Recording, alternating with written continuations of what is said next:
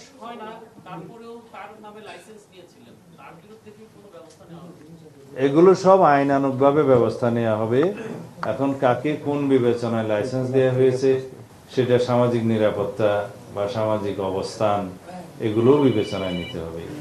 একজন তৎকালীন উপদেষ্টাকে তার হয়তো বয়সের বিবেচনাটা না রেখে তার সামাজিক গুরুত্বটা এবং রাষ্ট্রীয় নিরাপত্তার বিষয়টা চিন্তা করে দেওয়া হয়েছে। এগুলো সব বিবেচনায় রেখেই তো আমাদের কথা বলতে হবে। 4-5টা চ্যানেল স্যার এটা নিয়ে কাজ করছিলাম, সেখানে আমরা দেখতে পেয়েছি যে স্যার যেখানে অস্ট্রেট যেটা আপনার জয়েন্ট সেক্রেটারি একজন যে দেখেন স্যার, সেখানে স্যার এই যে এও ছিল স্যার, সেখান থেকে অস্ট্রেট যে অনাপত্তি যে পত্রটা, সেই পত্রটা কিন্তু আপনার এখানে আসে এবং হোম মিনিস্ট্রি থেকে অনাপত্তি পত্র না দেওয়ার আগে আপনার ওই চট্টগ্রাম থেকে কেউ অস্ত্র পাবে না। সেই অনাপত্তি পত্রগুলি নাই এবং তার কোনো নথি নাই স্যার।